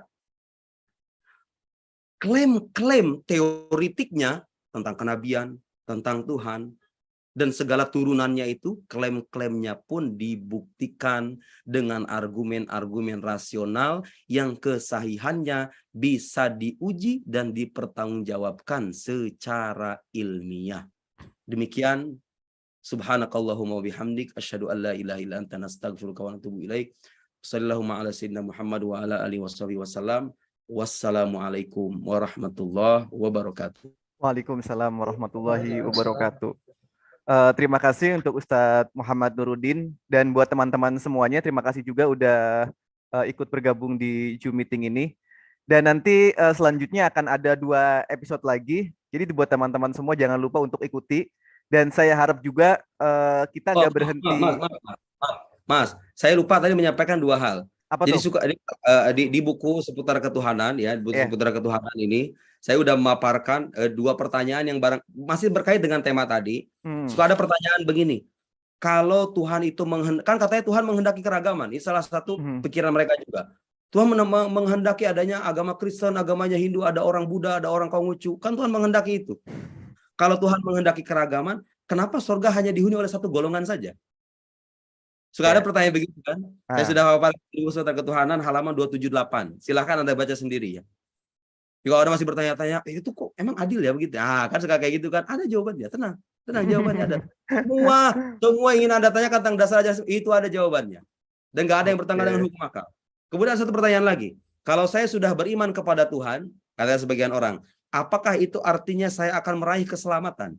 Itu di halaman 330, saya sudah paparkan juga. Apakah sekaligus menguatkan apa yang saya paparkan tadi, bahwa iman itu nggak cukup hanya dengan mengatakan Tuhan ada, lalu selesai. Enggak. Tuhan ada, semua utusan Tuhan itu benar. Apa selesai sampai di situ? Enggak juga. Anda harus mengatakan semua informasi yang mereka katakan, ada malaikat, ada surga, ada neraka, ada sirat, ada hisab, ada azab kubur, dan lain itu dikatakan benar. Karena mereka mungkin berbohong. Kalau berbohong, gugulah sudah ke rasulannya. Sangat masuk akal. Semua sangat masuk akal gitu ya. Silahkan selebihnya dibaca di buku seputar ketuhanan itu. Sebagai bentuk praktek ya. Atau perluasan dari tema-tema lanjutannya. Oke. Oke, nah buat teman-teman jangan berhenti di webinar ini ya. Jadi saya harap lanjut membaca buku ini karena ini buku penting banget dan bisa dibeli nanti melalui Instagram @bukukeira atau di marketplace di Shopee, Tokopedia, Lazada dan seterusnya itu banyak banget. Silakan cari seri ilmu kalam seputar ketuhanan itu banyak banget. Dan kami akhiri buat teman-teman semuanya sekali lagi terima kasih buat Ustadz Muhammad Nuruddin, terima kasih. Oke, kita tutup. Wassalamualaikum warahmatullahi wabarakatuh. Waalaikumsalam warahmatullahi wabarakatuh.